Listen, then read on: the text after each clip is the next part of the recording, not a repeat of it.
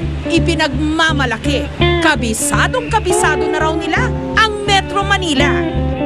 Pero alam kaya nila kung saan matatagpuan ang mga pagkaing kapag natikman, tsak, hindi mo raw malilimutan. Sa mga masisikip na eskinita, sa mga tagong kanto at abenida, may matutuklasang mga itinatagong sarap. Sa Binondo, meron daw masarap ditong sabaw. Hindi ordinaryong manok ang gamit sa pagluluto ng black chicken with Chinese herbs. Galing pa raw ito ng Pampanga. Maliit lang ang uri ng manok na ito. Malaki lang ng bahagya sa kalapati. At kahit puti ang balahibo nito,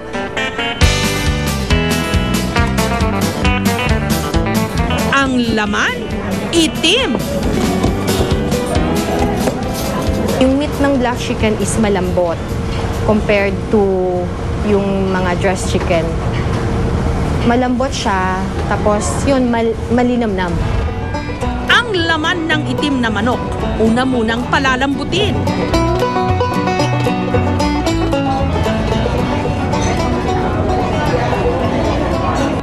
Sasangkapan ng luya at iba't ibang Chinese herbs. Titimplahan ng mga pampalasa. At saka muling pakukuluan. Okay, pakukuluan na lang natin to ng 5 minutes at pagkatapos luto na siya. Ang puntirya raw ng mga madalas umuorder nito, hindi ang laman ng itim na manok mismo, kundi ang sabaw. Hindi siya masyadong maalat, parang tamang-tama lang siya. Matitignan mo talaga yung mga lasang Chinese na mga parang Chinese herbs. Kapag nainitan na ang tiyan, pwede nang lantakan ang iba't ibang flavor ng hopya.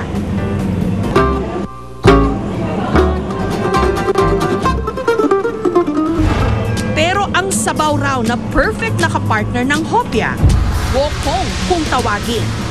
Gawa sa litid ng baboy, manok at mga balon-balunan. Malambot ang para ding mga yung sa mami, ganon. Bukod sa gokong, may isa pa ritong pinakaiingatang putahe. Nakakubli sa ikalawang palapag ng restaurant na ito. Chinese fried rice na masarap daw, ang kiampong. Tingnan po. Gigisahin muna sa sibuyas ang karne ng baboy at saka isasama ang malagkit na bigas. Titimplahan ng toyo, kaunting asukal, powdered seasoning, at sasabawan ng pinagpakuluan ng karne ng baboy. Yung apoy niya, dahan-dahan lang po para maganda yung pagkaluto niya. Pagkaluto, lalagyan ito ng toppings na mani, pritong sibuyas, at spring onion. Itong fried rice nito, no, hindi to stir fry, no. Makikita mo parang arroz Valenciana lang ito. Ang kiampong, pwedeng-pwede raw lantakan kahit walang ulam. Katulad ng mga plain rice natin, kailangan ng ulam pa. Ito, hindi na. Samantala, hindi kalayuan sa Binondo. May matitikman ding nakakubling sarap.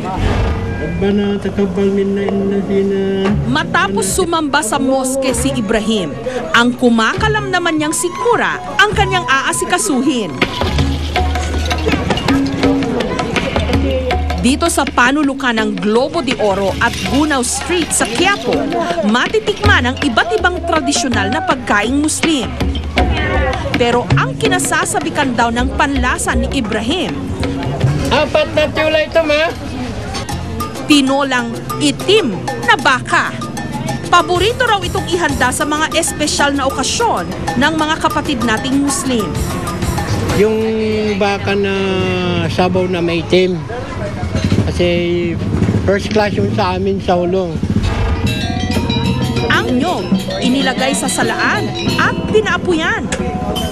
Kailangan daw sunugin ang nyog para mas sumarap ang katas o gata nito. Sunod itong didikdikin para lumabas ang katas. At saka ihahalo sa karne ng baka.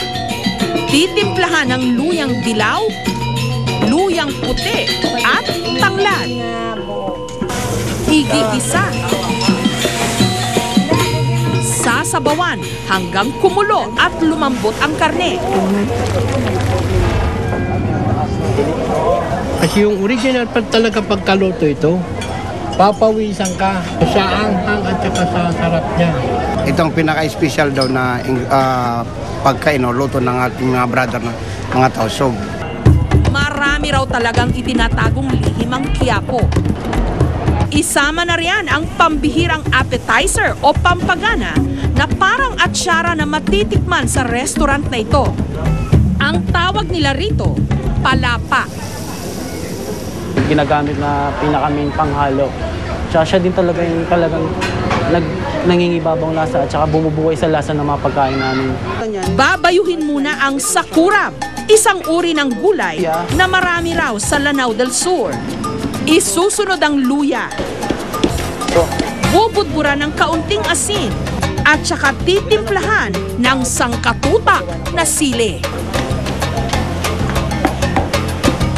Ngunit kailangan daw atapang-atao ang kakain nito.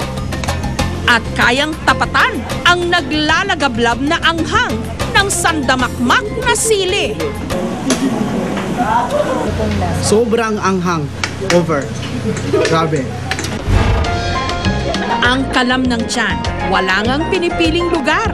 Basta masarap, siya nadadayuhin kahit pa 10 oras ng gabi.